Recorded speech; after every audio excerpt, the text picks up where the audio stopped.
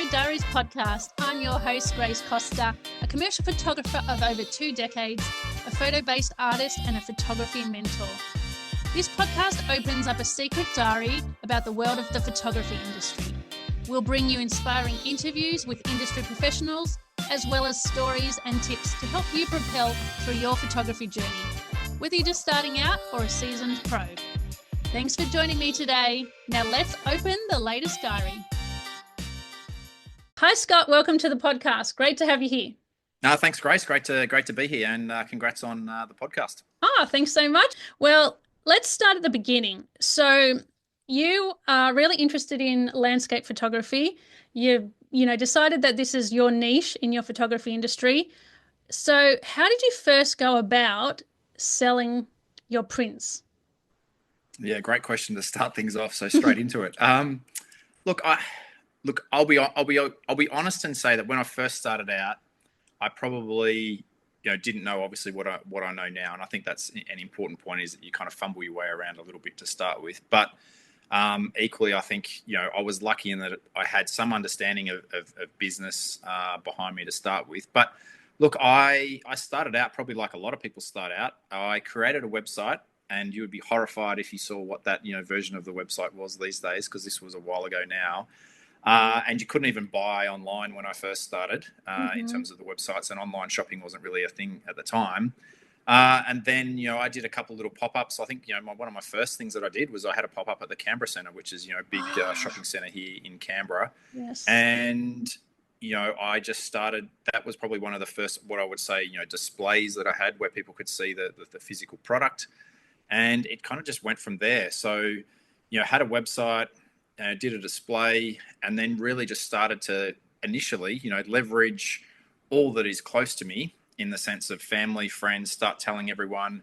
Earlier days of Facebook, do a few Facebook posts so that people start to know, what you're doing. And then I guess, the word starts to spread, that circle starts to spread that goes beyond people that you directly know, that then starts to become people that know people, or the, word of mouth. And slowly, that ring of knowledge, instead of it being close family, friends, or what have you, starts to expand, and then it starts to go interstate, and then it starts to go overseas and things like that. So I think you have to kind of start somewhere. And I always talk about, we're very big on a strategy that we call, local hero before international nobody. Oh. And what I mean by that is it's very easy to try and, take over the world, if you want, for a better description, and, try and reach everyone, rather than saying, hey, what we've actually got to do is kind of start close, build our brand and build the knowledge of the business from there, versus, we haven't even, built out Australia yet. So to think that we could go and take over the US in a brand sense is probably a little bit unrealistic. So I think you've kind of got to think about it in those concentric circles. And as a result of doing that, you kind of get to test and adjust things along the way, in terms of what may work and what doesn't work. The risk with some of that, though, is that obviously, if you're starting with family and friends, every family member, every friend thinks your products and photos are amazing, and you don't actually get real kind of customer feedback. So, the downside to that is that you're not really kind of testing the true market in as much as that you could. So I think that's why kind of early on, I did, one of my first pop-ups at the Canberra Centre. I then did another one after that. Where it's an actual chance to hear from people that have never heard about you before, and you start to get some insight into what does the market want, what are all those needs, and so forth. So that's pretty much how it started from that point of view. Yeah, that's a really great insight. And with that, though, you have the website, but it doesn't have anything like Shopify. So are people writing an email to you and you're doing orders through email and invoice like old school? Yeah, so this is a long time ago. So I first started the business probably, it's over 15 years ago, not quite 20. And when it first started, it was if you want to buy one of these prints, send us an email, and then you would either send us a check, or we did a credit card payment over the phone, or they emailed us their credit card details. So actually, what was kind of, which in a cyber world that we live in today, you would never do that. But yeah, so people would email their credit card details, and then we would do it. So very, very different to, we obviously run Shopify now, and very, very different setup to what we have. And then over time, that's progressed. So I remember when I first brought out calendars, it was the first time that we had actually allowed online shopping where there was a credit card integration with, the website that we had at the time was on a WordPress platform, I think. And, I think we had to pay a developer in the Ukraine of all places, to do that credit card integration in terms of that. And that probably cost us, I think, nearly $1,000 or something like that, at the time, which now is a lot of money. And whereas now it's just plug and play and turn it on, So, yeah, very, very different. But we were one of the first at the time, in terms of the landscape photography space, we were one of the first people where you could online shop, where you could put your credit card details in to the website, and next thing, your calendar in that case turned up. So we were quite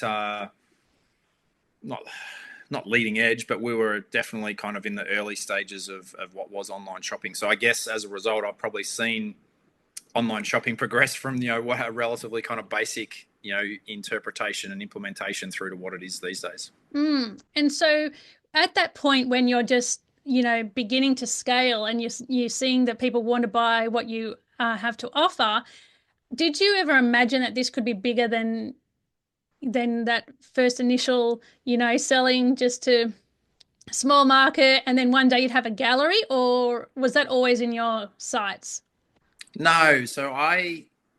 No, it wasn't. So having a gallery was not necessarily in my sights as such. I don't know that I ever, because I've got a very unconventional background in the sense that, I'm not a creative by background. I haven't studied photography.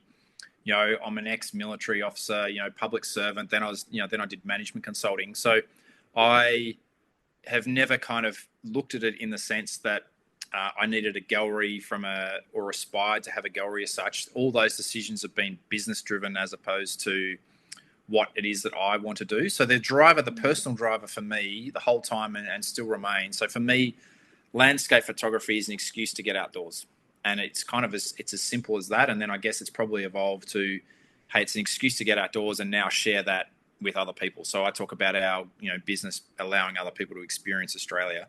And so for me, it's more driven by that at a personal level. Whether I have a gallery or not, I would happily close the gallery tomorrow if I was convinced that we could, make more money, improve our margins, and continue to grow just as an online only business. So I don't have an aspiration to either have a gallery or have 50. It's driven by what is the kind of business imperative and the business reason for doing so. So that's probably a little bit different to how I know a lot of photographers that I talk to where they're like, oh, I'd love to have a gallery. And I'm like, you don't know what you're in for. But yeah, so it's business driven, if that makes sense. That does make sense. So then at what point in the journey did you decide that it was the right time to hire or rent out a space to create a bricks and mortar gallery? So what happened was there was a point at which my wife came on board the business, and we had her essentially leading the commercial sales, so to commercial clients. And so she was going around to businesses literally with prints under her arm to try and showcase the product so that businesses could see it. And time again, businesses, when either she would turn up or she's trying to organize things, they'd be like, oh, have you got a space that we can come and see? When I had one of my first pop-ups at the Canberra Centre, customers would say, oh, have you got somewhere where we can come and see these, in person? Have you got a showroom? Have you got a gallery? Have you got a retail store? Versions of that. And I think those kind of questions started to come up more and more. And it started to become increasingly clear to us that for us to differentiate and stand out and give trust to our customers that we were a legitimate business, not just running a little kind of hobby on the side out of our lounge room, that we needed a physical retail presence. So we then started to work out, well, where would that be? And I don't just mean, should that be in Canberra, Sydney or Melbourne, but okay, if it's in Canberra, where should that be in Canberra? Where can we afford? Where's the kind of clientele that we want? What are the options? Where do people shop? Went through all those kind of business considerations around, where you should put a retail store, but equally, what could we afford? I'd love to have one in the Canberra Centre, but, can't quite afford that. And I'm not sure that would necessarily be right either. So it was trying to work out, go through all those kind of things. And then once you've landed on that, then you've obviously got to find the right property. So, we probably went through about 2 years where we kind of had the idea that we kind of knew we needed a gallery from a business point of view, but it probably took us about 2 years to find the right place. Right. And to once you found the right place, what kind of capital did you have to put down to get things started? Because it's not a cheap thing. You had to fit out the space. You've got to pay probably the first year's rent. I'm not quite sure how it works, but I know you would have had to have a lot of money to start things. How did that come about? Uh, yes, I mean, look, I was kind of lucky in the sense that up until so my journey in the business is initially was quite up and down. So I left the public service and I went full time into the business for about 3 years, and I didn't do as well as I hoped in those first 3 years, and I wasn't making as much money as I wanted. And this is before we had a gallery. Then I ended up, I was like, I need a bit more money behind me and probably a little bit more business acumen. So I ended up becoming a management consultant and did that full time for a couple of years. And I feel like in my first year there, I crammed an MBA into the first year, is what it felt like in terms of business understanding and knowledge. And then I realized that a lot of what I'd learned in the Air Force was actually applicable to business and what I was trying to do, and started to apply some of those frameworks. And that's when the business really took off. So then I then ended up going part-time when I joined another firm and joined the management team on that firm.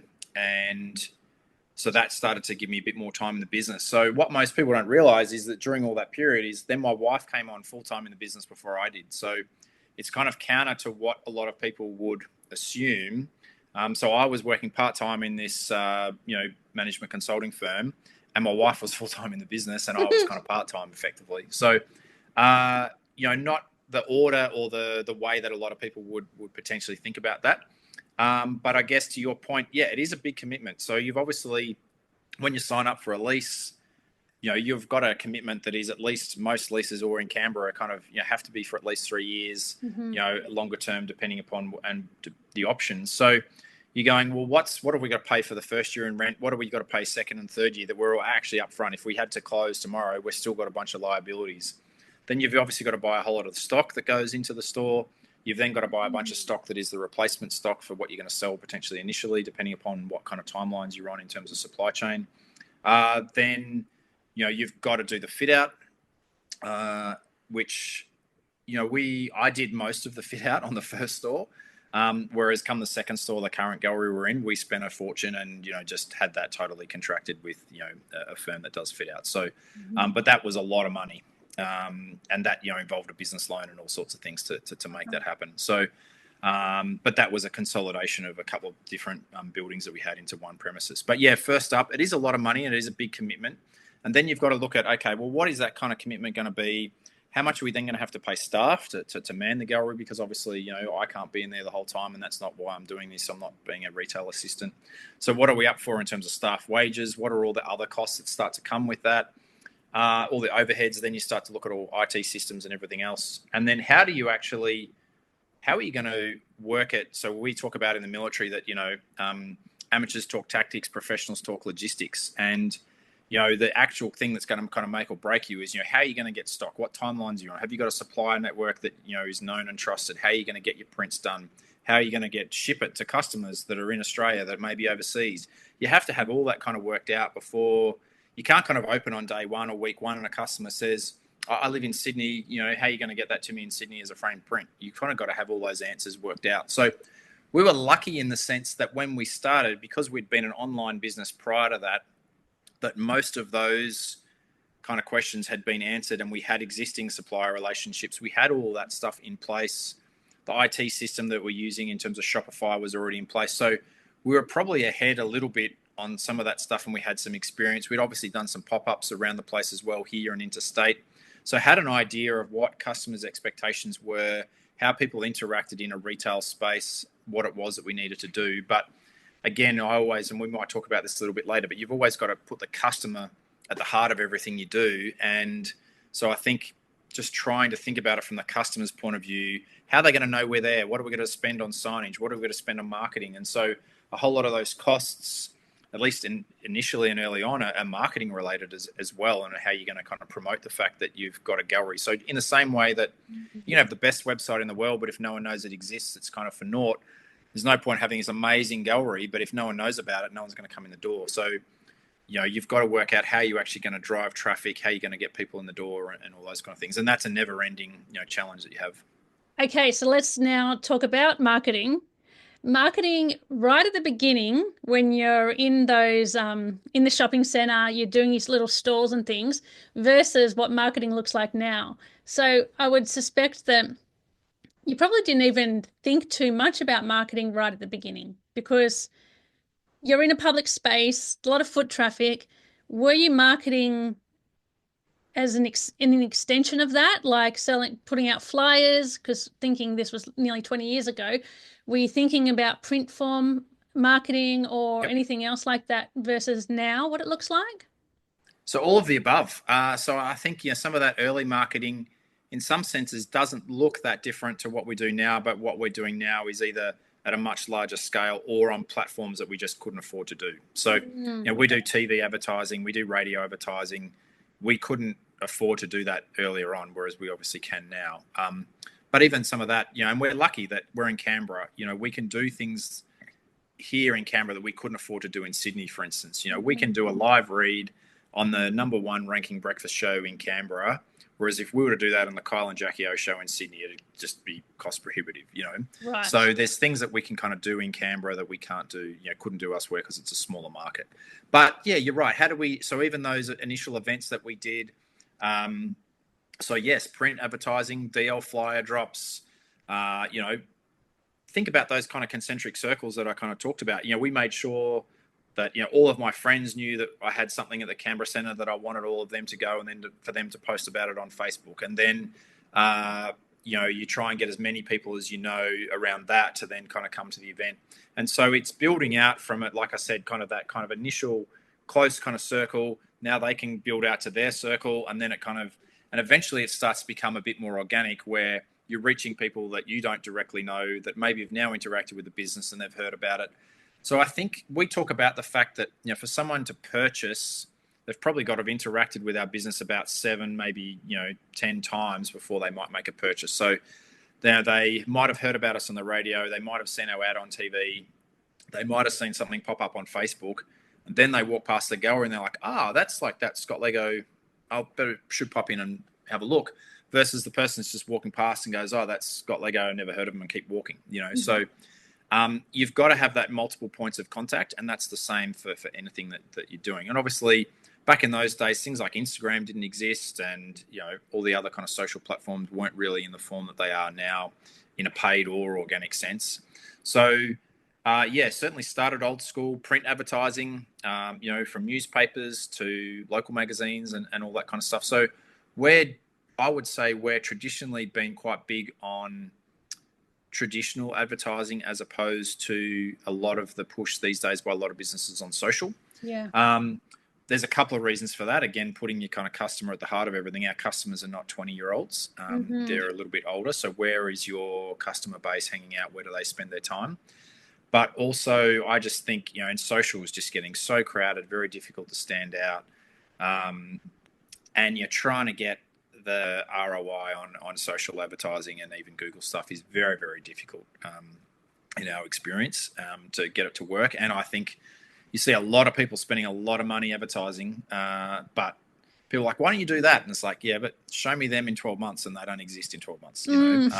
So I think, it's very kind of easy to get caught up in what the Joneses are doing, but you have to be quite ruthless from a business point of view of actually sitting down and analyzing, can you actually get the conversion rate optimization to work?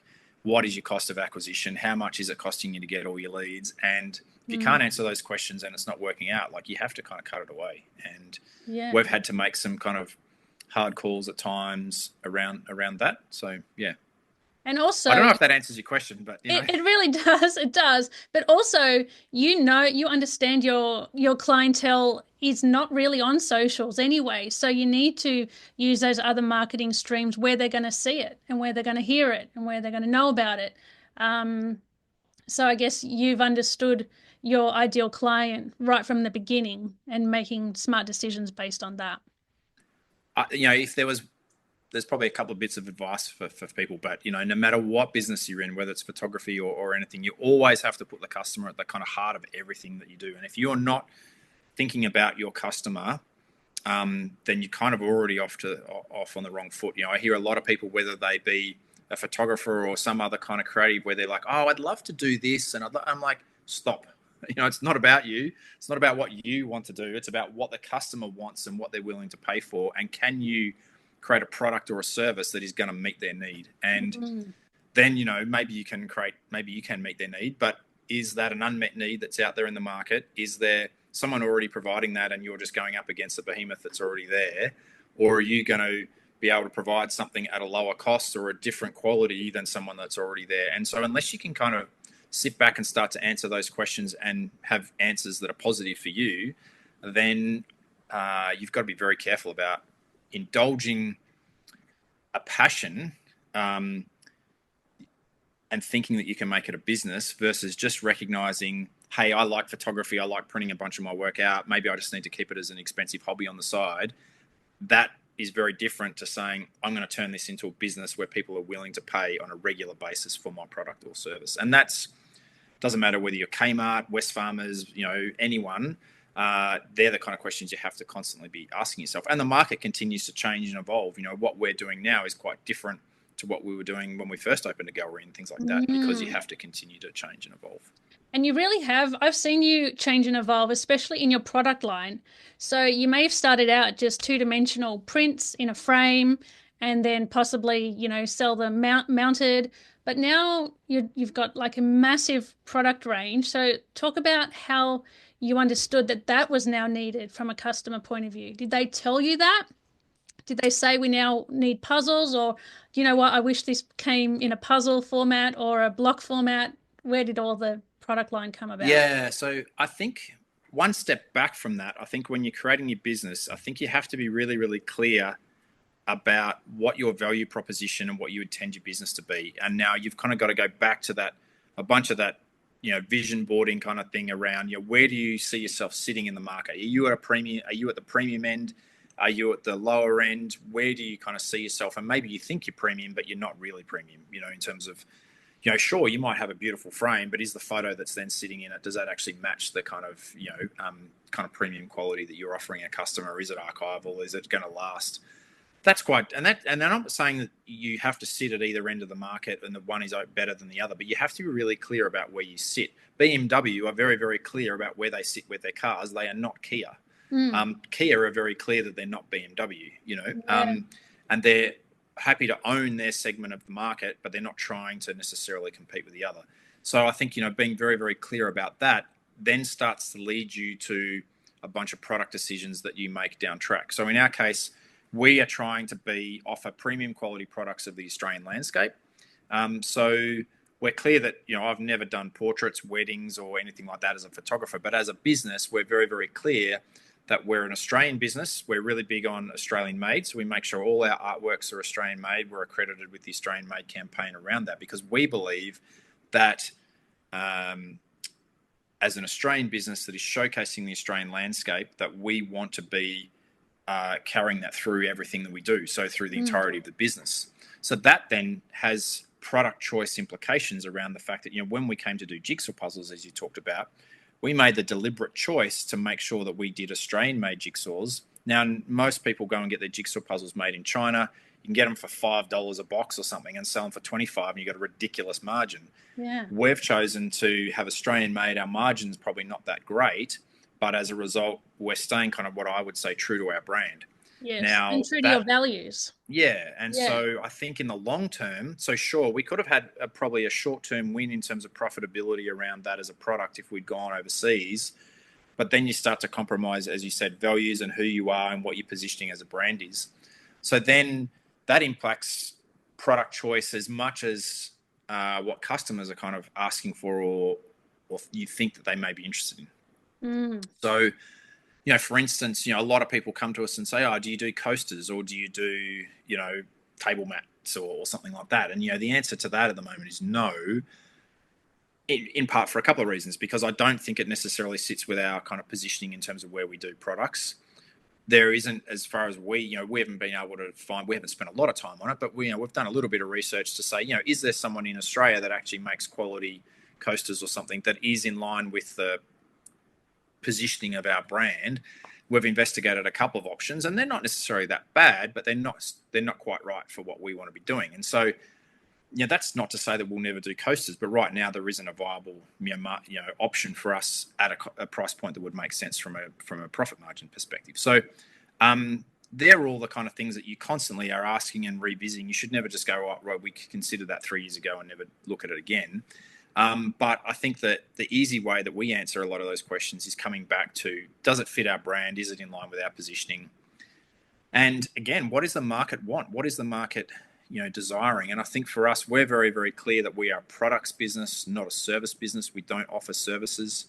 And what is the products that we are in? And so we're predominantly a wall art business where we're selling, wall art for people's homes and offices around the country that want to experience Australia. We used to do canvases. We don't do canvases anymore for a couple of reasons, because the market started to shift. A percentage of our sales of canvases continued to go down. I was not convinced that was in line with our brand positioning, where we're trying to be a premium quality offering. So you can get the best quality. We were doing the best quality canvases that you can do in Australia, but it still wasn't matched to the premium offering that we're trying to provide. And so that's not to say that someone out there shouldn't offer canvas prints, but you just have to be really clear about where you're trying to sit in the market. And you can't be trying to say that you're premium and then be offering kind of canvas prints as an example. Yes. But that's not to say that there's not a market for people selling canvas prints, either of landscape stuff or whatever the genre may be. You just have to be really clear that, okay, we're trying to own this segment of the market. And if we're doing canvases, maybe this precludes something else, and maybe we include something below that or however. So I think right from the outset, you have to be really, really clear about who you are as a business, what market you're in, and therefore what that means from a product point of view and what do customers want. What is the size of the market? What is the addressable market of whatever product that you're wanting to offer? And can you legitimately go in and start to meet that and serve that market?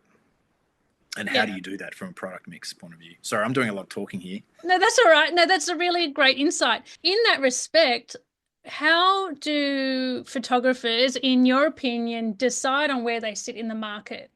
Because, it's very frequent where a photographer will say, I'm premium, and, they think that their website looks great. And just because they say they're premium doesn't mean that they are. Correct. So let's talk about, and let's break that down. How do you actually find your position in the market and bring all your values to align with that position, all your sort of messaging to align with that position, and your marketing and everything, so that you are known in that position?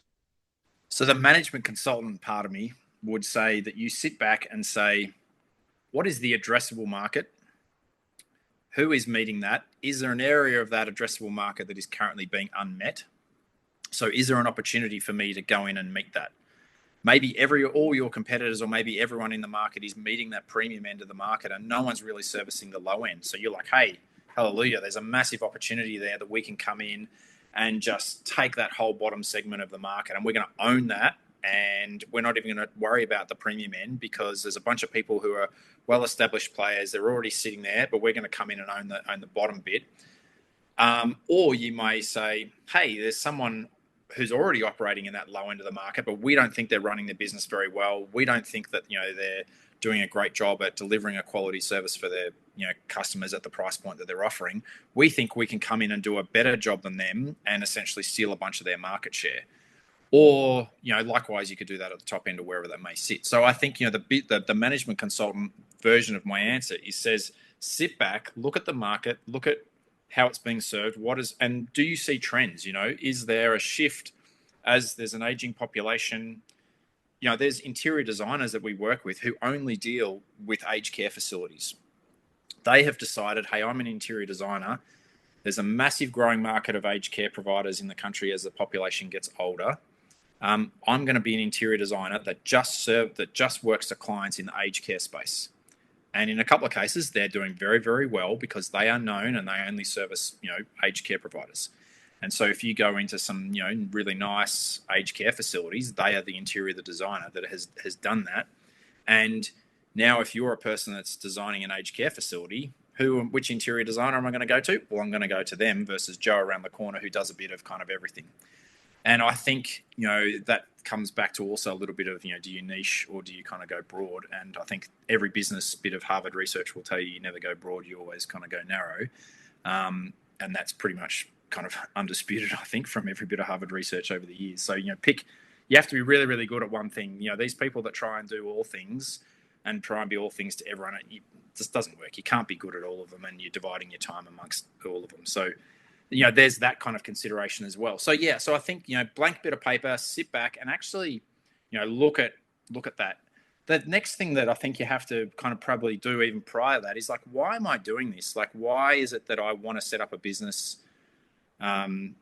Because I think a lot of people have a romantic idea that wouldn't it be great if I got to sell some prints or something like that, but they don't understand that you are now in the print business or the wall art business. We're in the wall art business, right? We're not a photography business. We're a wall art business. And I think, people don't understand enough about, because they haven't put the customer at the heart of what they do, what business they're in. And when you realize that, hey, in our case, we're in the wall art business, that we are about providing wall art for people's homes and offices. We have chosen to operate in the space of landscape photography, but first and foremost, we're a wall art business, not a photography business. And if you want to go out and take landscape photos and just do that, then just do that as a hobby and spend spare time doing that. If you want to run a wall art business that just sells landscape photography, it's a very different proposition and a very different mental kind of, way of thinking about it. And I think that's probably the reason why a lot of people struggle or don't succeed, is because they don't realize what business they're actually in.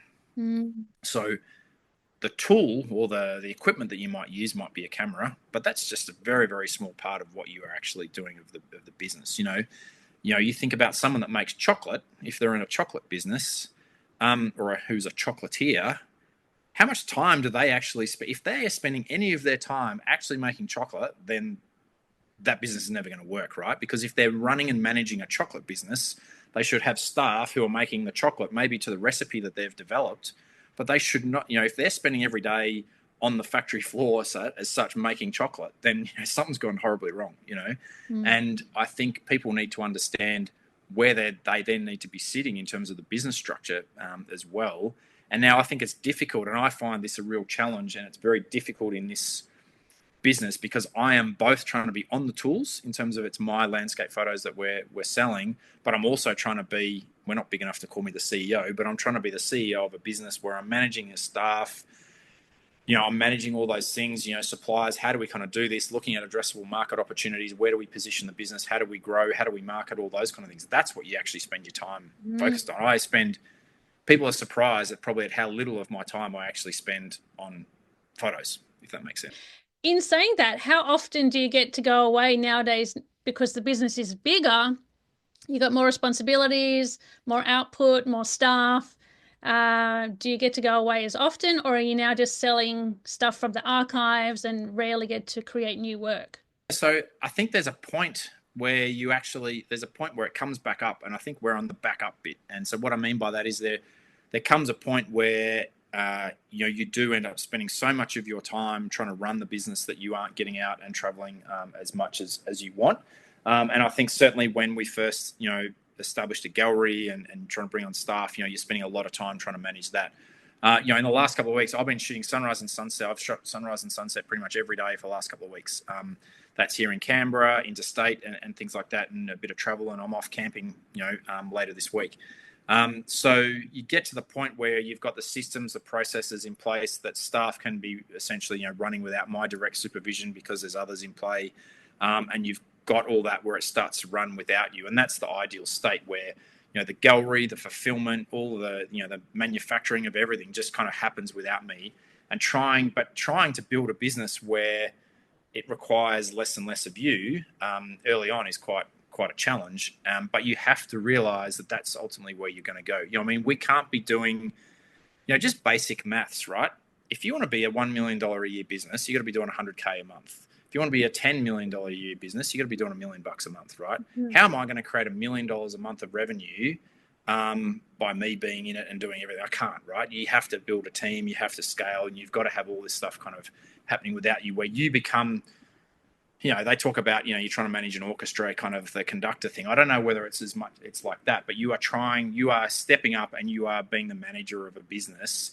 But it also happens, you've got to find time within that management responsibility to get out, travel and do that. So, we do that in a way now where, I can be anywhere in the country or overseas and still be, as long as I've got an internet connection, I can run the business, in that sense. And obviously you can't beat face-to-face, in terms of trying to build and manage the team. But, I can go away for weeks at a time and not have to be, around and in people's face, that we're big enough now that we can kind of manage that. Oh, beautiful. So that brings me to your wife. She works in the business. Right from the beginning, she had a very important role to get your work seen out there on the streets. She was door knocking. She was showing everyone what we had to offer. But we know how hard it is even to just build a revenue for one sole photographer, let alone two people. So you've got two people working in the business, you've got a family to feed. How difficult was it right from the beginning to have to now fulfill two salaries versus just yours, even though she started before you? Really good question. I think, look, I'm not saying it's easy, and I don't want anyone to think that the journey we've been through has been easy at all, and that's not necessarily the case. But I think, you have to, there is an opportunity cost initially, at least. So where you say, hey, I'm giving a couple $100,000 a year salary up in order to go and pursue this. What's the opportunity cost of that? Okay, but maybe in that first year I'm not earning $200,000 or $300,000 to replace that person in terms of what they're doing. But that the longer term upside is potentially there. But equally, I think the other point that I would make, and I think this is a really, really important one, is that money isn't everything. And what I mean by that is I'm probably earning less money at a personal income level. I'm probably earning less money than I have in any of my previous jobs, but I'm happier, less stressed, and getting to actually go and do what I want. So, clearly I'm trying to make, a lot more money than they're making at the moment. And it's important, from that point of view in terms of, supporting a family. I mean, we've got a team now that we have to, I'm constantly making sure, we have to pay wages and, cover all that employment stuff before we even worry about, what we're getting in that sense. But I think you have to balance, there is a balance there. And I think it's an important point because I have chased, previously I've given up a lot of work-life balance and I think, suffered kind of personally as a result of not having that balance right. Whereas now probably maybe the balance is a little bit too far the other way where I've got a good work-life balance, but probably not earning quite as much as I'd like. But I think, you have to be careful that you're not so driven by money that, you kind of forget why you're doing it at a personal level. That said, you still have to earn money, right? You still got to pay the bills. You still got to, cover all that stuff. So I think, it's not hard if you think about yourself as a startup to have a couple of people on your team and for them to, be able to generate enough income to kind of cover everyone. I don't think that's that difficult in the scheme of things. If you have sat back and said, again, like gone through that kind of, blank piece of paper, what's the addressable market? Where are the opportunities? What kind of clients should we be going for? Where are those clients? How do we get in front of them? And you need someone else. And I find it incredible that so many photographers in particular, and I don't know why it's unique to the photography industry, are all running their own businesses. I just beggars belief. There is not another industry out there that operates the way photographers do. And if anyone's listening to this, like, I really encourage people to go and have a look at a bunch of other industries and look at how they do things and go and think about photography business in the same way. Trying to encourage people to not be constrained by some of what I think is the traditional view or model or what is pushed by some of the photography training institutions about how you have to create a business, and instead look at it like every other business person does and treat it as a business, and you will find that the answers are not necessarily what you expect. And I think that's probably part of the reason for our success to some extent, in the sense that I don't have that kind of creative background. And so I have thought about it in a more maybe logical kind of linear fashion around that. But as a result, we do things that some people sit back and go, why are you doing that? And it's like, well, because we're thinking about it from a business point of view. So that's a key bit of advice I think that I would give people who are listening is, to really recognize that you are in a business. And if you're trying to run it, you have to run it as a business person, not as a photographer. Yeah. And you have to think about things from a business perspective. And the right answer most of the times, no business can scale if it's dependent upon one person. I mean, our business is fundamentally flawed, and in one sense, because it's an entire business built around me. If I fall over, we're kind of stuffed a bit, in the sense that we can't create new kind of products or things like that. That's a pretty crazy setup if you think about it. There's not too many businesses in the world that would deliberately go out of their way to create a business from the ground up that is solely dependent upon one person. It's a pretty crazy model. Why would you create a wall art business that is solely dependent upon one person providing all your artworks? I mean, our biggest competitors and the people that are doing really well in the artwork and the wall art space and our direct competitors, they're not photographers. They are people who are servicing, customers all over Australia and overseas with wall art, and they've got lots of people supplying them artworks. They're in a much better position than we are. So that maybe if I was to go back and start again, I would create a business that was maybe, we've got 15 landscape photographers on the books and we sell Australia's best landscape photography because we source it from, only the best landscape photographers in Australia. And if you want to buy the best landscape photography in Australia, you come to us.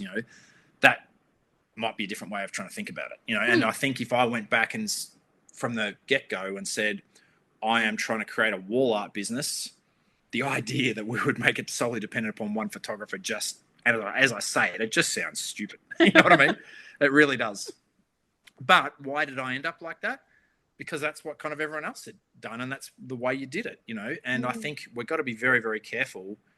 I mean, when I first started, I did limited edition prints because that's what Ken Duncan did, and everyone said that's what you should do. The most stupid idea that was ever invented by anyone. Now, we stopped doing limited edition prints a long time ago, and obviously there's some still left but once you've kind of sold one as one, you can't go backwards. But anything new coming through after that, because again, you started to just really quickly recognize that it just doesn't make sense from a business point of view. I think you've got to make a decision in that, because I've got other photographers as well that have specifically designed their brand as a art photographer to sell on limited edition because they don't want many people to own the pieces.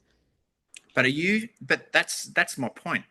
They're indulging they're indulging a personal ideal or a personal idea, not running a business. They're not putting business considerations at the heart of what they're doing. So don't pretend then that you're running a business. No. This person isn't. Exactly. But that's my point. For some people that then, from a business point of view, so if someone wants to go and only sell limited edition prints, good luck to them. Yeah. But don't confuse yourself and think that you're now running a business that has got a lot of scalable potential, because it doesn't, right? You can't be selling $100 million a year of artwork. Well, a couple of people in the world can, but not too many, by selling editions of 10, let's be honest. So if it's not, why would you falsely constrain supply? I mean, Louis Vuitton create the illusion of constrained supply, but how many tens of thousands of each of their handbags they make each year, right? So so people go, but scarcity drives the price up. The perception of scarcity. Louis Vuitton have not built a premium high-end fashion brand off only selling limited editions of 10. Yeah. Okay. And so speaking of limited edition versus open edition, let's now talk about actually starting to price your pieces in the print form, not products. But when I first started selling art, I found it really difficult to figure out the first price point. Do you know what I mean? Like, say you've decided they're going to be, 100 centimeter longest edge pieces on archival cotton rag paper designed to last over 150 years. But how do you first make that, create that first number so that that you plan to scale and increase that number of of the price point of your artwork? Where do you first start in deciding what something's worth? Yeah, easy. It's easy. How much do you want to earn per year? So if you want to, how much do you want to earn per year? So if you want to earn $100,000 a year and you've basically got no overheads, how much is that print going to cost you? So if you want to earn 100,000, and let's say, if the print, whatever the print cost you, and you double it, so you're running a 50% GP, then it means you've got to earn, you got to sell $200,000 a year to earn $100,000 a year if you're running a 50% GP, assuming no other costs, which is not true. So you probably got to sell 300,000. So it's pretty easy. So if you found a supplier and you're beating all your different suppliers down, and right, I'm going to go with this one. So if your 100 by 100 centimeter print costs, $1,000, and you need to run a 50% GP to make your business work, then it's 2,000. Bang, done. So let's put it out to the market and test. Part of this is, again, putting the customer at the heart of everything you do. If you go, hey, it's going to cost me $5,000 to produce this, I'm going to have to sell it at $10,000 to meet the GP that I'm going to need as a business. And you go, no one's going to pay $10,000 for this. Maybe if I overspec this product, do I need to find a way to kind of reduce the cost of this product? Do I really need to print it on whatever brand of archival quality paper on this cotton rag when there's another cotton rag that still is just as good, percent less? Again, you need to be like just think about it like a home budget. If I can go and get a bunch of stuff from Aldi or shop on special at Woolworths or what have you, do I really need to buy, the premium quality version of a particular brand of food or sauce or whatever that I'm buying when I can buy the home brand version or what have you? Is anyone going to know when I'm running a restaurant that I use the Woolworths brand tomatoes in my pasta sauce versus, I don't know, a brand that costs three times more? When you go to that fine Italian restaurant, you're probably not going to know the difference. So again, is your customer going to know the difference? And when you're starting out, again, don't be too kind of self-absorbed to think that, hey, when you first start out, that everyone's going to be willing to pay a fortune when you have not established yourself. You've got no brand and got no reason for them to pay that. You may have to forgo some of that. Don't be afraid to be aspirational about where I might want to go. But when you're starting out, you have to recognize that you're starting out. Like you haven't been doing it that long. An accountant, you don't pay a King's Counsel what you pay a King's Counsel lawyer who's just someone who's graduated straight out of law school, right? I think you have to be quite realistic about your positioning in the market and what you're bringing. If you are only 2 years out of photography school equivalent of law school, you're charging a very different hourly rate than what the 30-year lawyer who's gone and defended some of the top criminals in the country has done over a 30-year period for a reason, because they've got a whole lot of experience in different things. I think you have to also be realistic about where you kind of sit as a result. So I think the way to think about pricing is, for me, I've never spent too much time on pricing at all. I think the most complex thing for us around pricing was just trying to come up with the formula that kind of sat behind it. So we just know based off what size print it is as a formula, it sits behind all our prints. So it's easy for us. And that's just driven by a GP that we want to maintain. Okay. So it's relatively easy for us. And then obviously as a business, you're always looking at how can we reduce costs in our supply chain. Again, what I was saying before, amateurs talk tactics, professionals talk logistics. Can we cut down on freight costs? Can we cut down on all that, some of those ancillary costs? Can we reduce delivery miles? How do we kind of look at all that stuff? They're all the things that you want to pay attention to try and lean out your business and make it more efficient. And you have to constantly be doing that, because that's what big businesses do. So don't get too caught up in pricing, because it's dictated by two things: your input costs and then what the market's willing to bear. And test it. We did that with jigsaw puzzles. We were, when we first did jigsaw puzzles, we found an Australian manufacturer. There wasn't really too many options at the time. And what we charged for jigsaw puzzles was, I was like, no one's going to buy them at this price, and we were not making much money on them at all. Our margin was atrocious. But it was like, well, let's see. Will people be willing to pay that for them? And they were. Now, we've then over time worked out a way to try and, we've now, our puzzles sell for less than when we first launched them, because again, we're trying to pass that saving on to customers, but we've at the same time improved our GP on the puzzles. So you're always trying to look for, is there a way that we can improve, the margin, maybe share that with a customer, so that you're able to reduce prices or at least not put prices up. So what we're trying to do at the moment is, how do we not, in a cost of living crisis, how do we not pass on a bunch of our cost increases to our customers? Yeah. We don't want to wear all that hurt, but how do we share some of that with the customer? And the way we share that with the customer is hopefully by not putting our prices up, because we've found efficiencies or savings either in our own system or that with our suppliers. Okay, cool. Because I was wondering whether you would increase your prices, especially on print, because the cost of living increases, and then maybe your printer is charging more for their inks, so then you have to charge more for your prints. But you've already But answered yeah, that. so I mean, we put our prices up, and not insubstantial, by around 10%, kind of this time last year, mid last year, and that was a reflection of just our growing kind of input prices.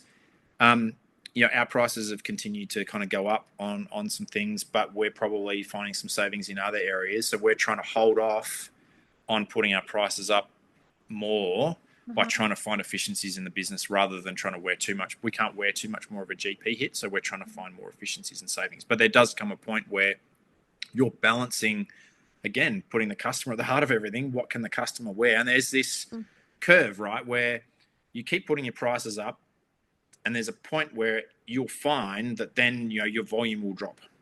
When you yes, and that's in any business, and you should be trying to, as best you can, try and work out where that is. And I think we've probably found about where that is at the moment. And so we know that when we put our prices up last year, that probably hurt us a little bit in terms of volume. And so we're probably, personally, and in terms of our business, and every business needs to find where that is, we're probably about that point. We don't think at the moment that as much as we probably need to pass on some cost increases to our customers, our market probably won't accept that. Gotcha.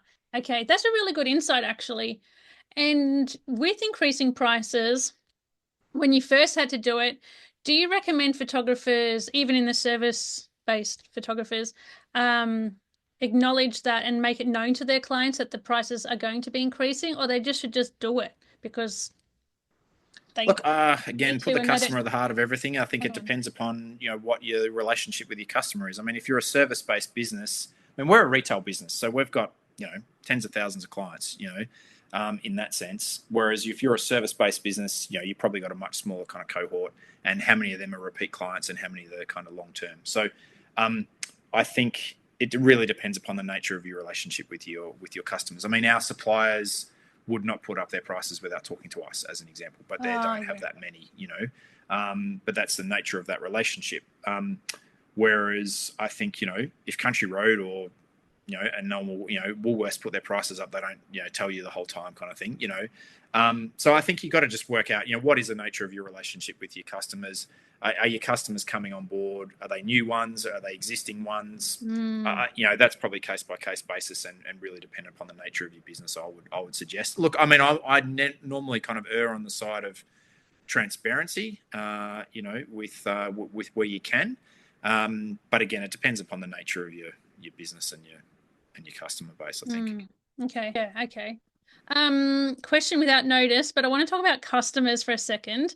How do you go about nurturing repeat customers? Like, say somebody has purchased 10 pieces from you. How do you encourage them to keep buying from you and keep being a customer as far as customer retention? Do you have a sort of strategy around customer retention, or? So yes, but it's a bit more nuanced. And so first and foremost, we're about making sure that anyone that buys with us, we deliver them the best customer experience possible. So whether that be online or in store, and we reward, purchases and things in different ways. But I think you also you've got to be careful about, the moment you say nurturing, my brain immediately thinks about, kind of email sequences and Yes. doing all this kind of stuff, right? And, nurturing sequences. Yes, that's what it is. I don't know that that's necessary. I think the world is kind of, to be my personal view, and this is probably just based off my own experience a little bit, I think the world has kind of moved on beyond that a little bit. If you talk to anyone in retail, they're all about personalization. I don't think people want to be or enjoy being treated as a generic number. And so what I mean by that is when you get the email, "Oh, dear Scott, we noticed it's been 3 weeks since you shopped with us," and 2 weeks later you get the, "Oh, have you thought about this?" And it's just like, "Man, I'm just on I'm on a nurturing sequence," right? Yeah. It's very impersonal. For us, this is not scalable, but direct reach out to key clients, that is personal, that is tailored, has far bigger reward for time and effort than some generic kind of nurture sequence. Yes. I think where technology and retail systems and things are going, and AI, and that's an interesting one as well, is where we can start to use some of that to create more personalized reach out at scale, where software and AI kind of starts to allow you to do that. But there's still no match for just genuine. You talk to sales managers at big firms that have genuine, that are BDM, business development managers, that are actually seeking long-term customer relationships. You can't beat taking someone, in their case, when they're selling tens of millions of dollars worth of software, you can't beat taking someone out to lunch versus you're on an email nurturing sequence. Yes. Now, when you've got a client that's worth 10 or 20 or more, $1 million, that's a very different proposition in terms of cost of acquisition, right? So you can afford to go out for lots of expensive lunches and dinners and, that kind of thing. So you have to, again, look at what's your cost of acquisition for your customers. If you're a shoe retail brand selling cheap running shoes at $50, of course you're going to run a bunch of email nurture sequences. So again, come back to your customer, come back to your business model, come back to what are the overhead and costs that you've got to run. If you're selling $50 products, you can't be having at a 50% GP, you can't be having a cost of acquisition that's terribly high. So it's got to be scalable. It's got to be repeatable. It probably means there's not a lot of personalization, but you're just running a numbers game. So again, I don't know that there's one single one size fits all answer there. That it has to be relevant to the customer and it has to be relevant to your business model too. And it means you've got to be really hard. You have to know, well, what is my cost of acquisition? What is my profit margin on each of this? Like, how much time, if I'm looking at my individual hourly rate, how much is it costing me to go and get this person? Like, do I actually have the time to sit there? You can't be sitting there writing individual, emails to a bunch of clients if your conversion rate on that is 1 in 20 emails and each email is taking you 10 minutes and you only get $1,000 at the end of it. Like, it's just, you can't scale that, right? Yes. So you have to be really brutal and ruthless on really understanding all of those costs, all of that time, valuing your time, and go, well, hey, can I do something that will generate a better return? And we're constantly looking at everything we do the whole time.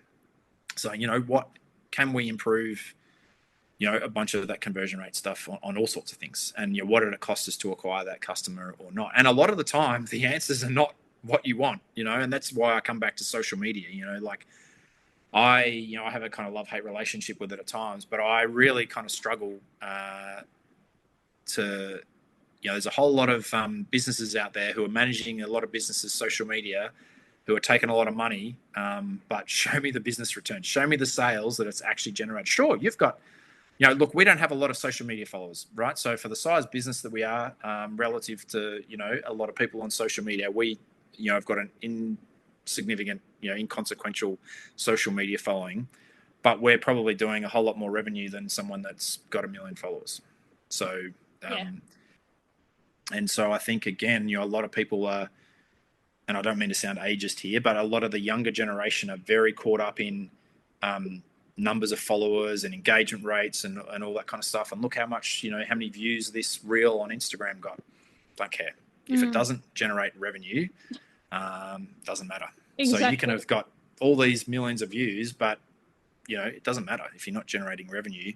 And you spent all your week generating amazing TikTok videos or amazing Instagram reels. And why you could have spent that time actually either out shooting, building your portfolio, or following up with your customers or doing other stuff, like, again, opportunity cost. So a big thing that I would say to people who are listening is be really, really ruthless on where you spend the hours in your day, in your week, in your month, and make sure that you're not just wasting a whole lot of time on something that really isn't actually going to build your business. Very, very good advice. Yeah. Yeah. Well, thank you, Scott. So insightful and inspiring this chat has been.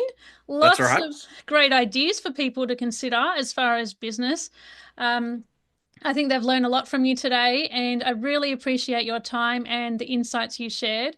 No worries. So where can people follow you or look at your work or come and visit your gallery? Yeah, for sure. So on Instagram, they can follow us, literally follow me at Scott Leggo, and they can follow the gallery at Scott Leggo Gallery. And then on Facebook, they can find us at Scott Leggo Official there.